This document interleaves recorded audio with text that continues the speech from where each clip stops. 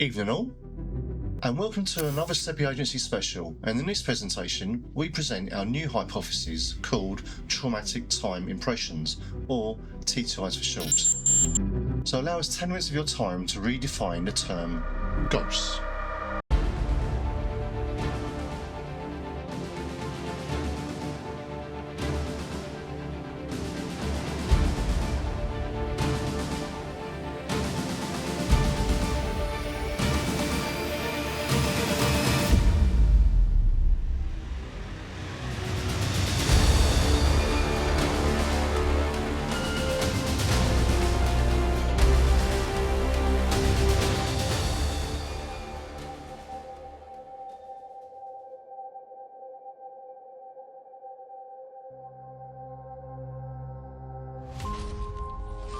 We have all heard the stories from witnesses that say they have heard and sometimes even seen ghostly battles play out in front of them from historical events. The witnesses, wide-eyed and trembling, recount ghostly apparitions locked in eternal battle. What if we told you that these spectacles were not phantoms? They weren't even spirits, and they're definitely not ghosts.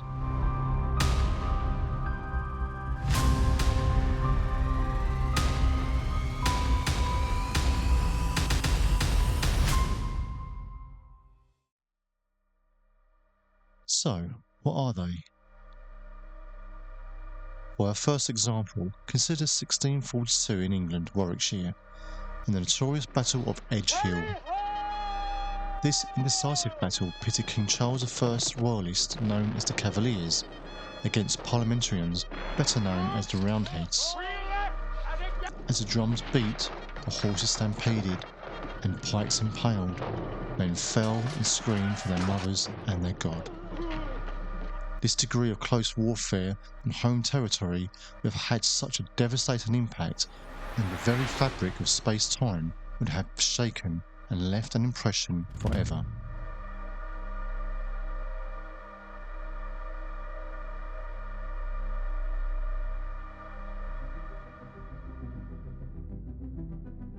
What does this have to do with ghosts? In a document called Some Memorials by John Hampden, written by Lord Nugent in 1832, which is 200 years after the Battle of Edgehill, it refers to an original document written on the 23rd of January of 1642. It recounts an extraordinary event that occurred on Christmas Eve, witnessed by shepherds and other townfolk.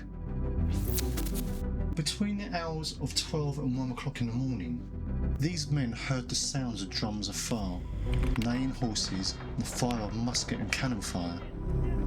They also heard the groans and the sounds of men dying and taking their last breath. They were transfixed by fear and dared not move.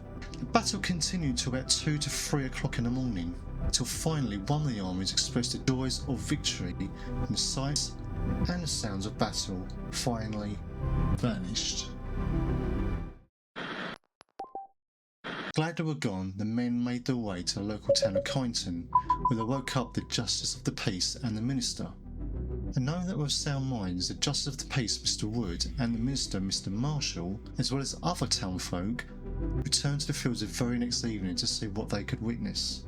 And witness it, they did.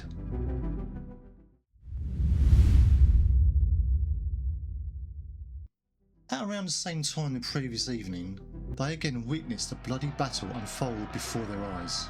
The townfolk were so worried that word was sent to King Charles I for help, and their cries for help were heard, and the King commissioned 6 officers to come and investigate, and in his words, report upon his prodigies and to tranquillise and disabuse the alarms of a country town.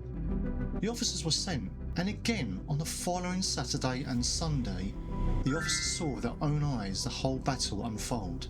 And once more, some of those officers actually took part in that battle.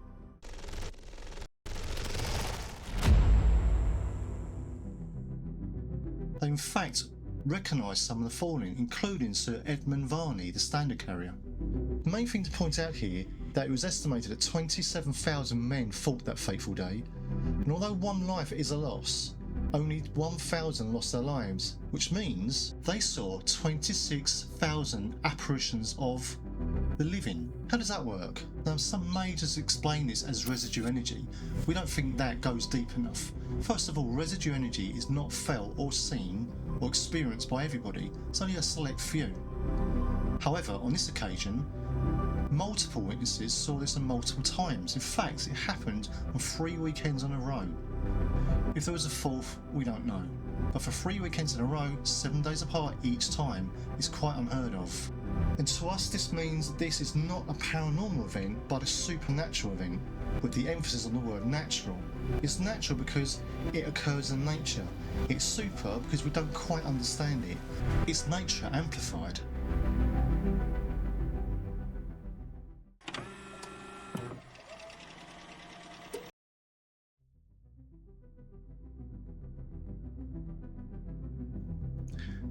In summary then, what we're saying is that we don't believe in a term as ghosts as explaining apparitions. Therefore, the term ghost is more of an umbrella term rather than to be specific about an apparition itself, or an event, or a haunting. If you are lucky enough to witness an apparition, ask yourself these questions. Does it know I'm here? Is it interacting with me?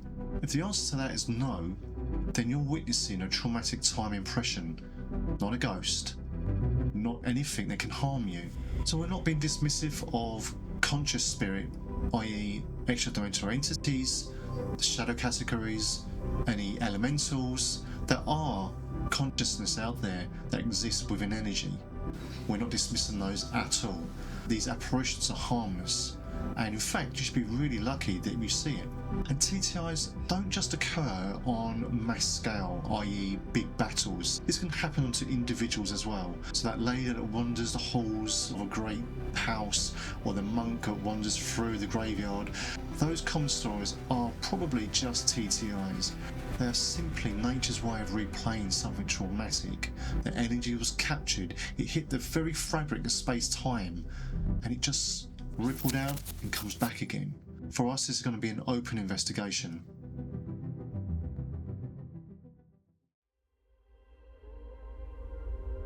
Science today stumbles and fails to provide explanations in this area. As to why is open to debate, and maybe a conspiracy theory or two, but this was certainly something that SEPI Agency will investigate further. And whilst this presentation is to introduce you to it, we'll continue to investigate, and we will contact the town of Kyneton and to see if there's been any more stories since 1642. These imprints, like faded memories etched in time, have defied explanation until now.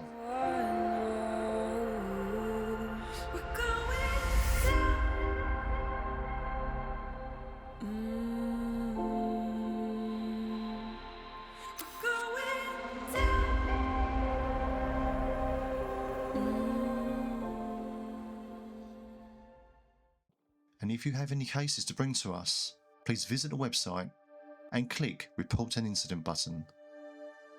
Until next time, remember, normal can't always explain it.